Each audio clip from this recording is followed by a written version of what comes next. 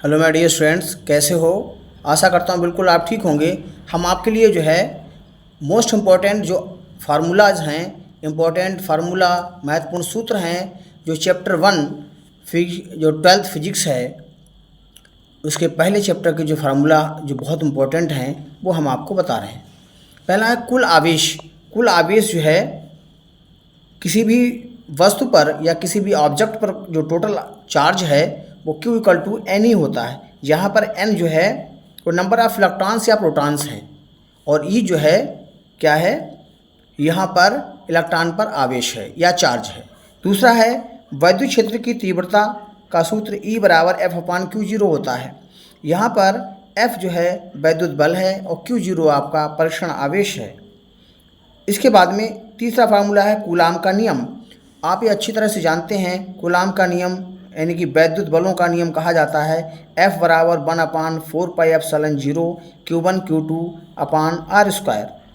चौथा फार्मूला इसका है बिंदु आवेश के कारण वैद्युत क्षेत्र की तीव्रता का सूत्र, यानी कि किसी बिंदु आवेश से किसी r दूरी पर अगर हमें क्या निकालना है वैद्युत क्षेत्र की तीव्रता, तो उसके लिए सूत्र होता है E बराबर 1/4πε0 Q/r²।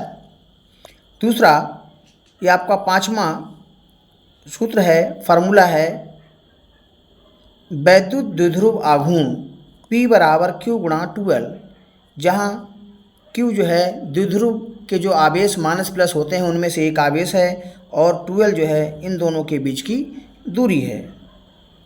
इसे इंग्लिश में इलेक्ट्रिक डायपोल मोमेंट कहते हैं।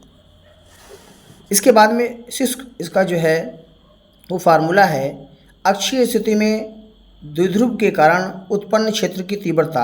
अक्षीय स्थिति को जो है रेखीय स्थिति या अनुदैर्ध्य स्थिति भी कहा जाता है। इसमें क्षेत्र की तीव्रता का जो सूत्र है E बराबर 1/4πε0 2p/r³ है, जहाँ पर P जो है क्या है वैद्युत द्विध्रुव आघूर्ण है और R जो है वो द्विध्रुव के मध्य बिंदु से अक्षीय स्थिति में स्थित बिंदु तक की दूरी है।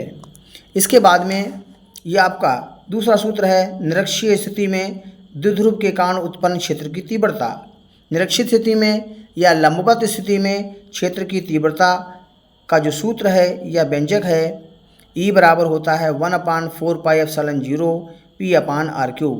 यहाँ पर भी P क्या है वैद्युत द्विध्रुव आघूर्ण है और R जो है द्विध्रुव के मध्य बिंदु से लंबवत स्थिति में स्थित बिंदु तक की दूरी है।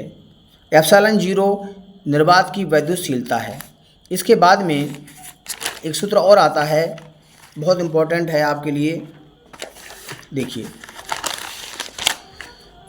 एक समान वैद्युत क्षेत्र में किसी कोण पर स्थित वैद्युत द्विध्रुव के कारण वॉल्यूम का आघूर्ण, अगर हम किसी भी द्विध्रुव को क्या करते हैं एक समान वैद्युत क्षेत्र के साथ थीटा कोण बनाते हुए रखते हैं, तो उस पर लगने वाला वॉल्यूम का आघूर्ण टाउ बराबर PE sin थीटा होता है, जहाँ पर थीटा क्षेत्र से द्विध्रुव के द्वारा बनाया गया कोण है।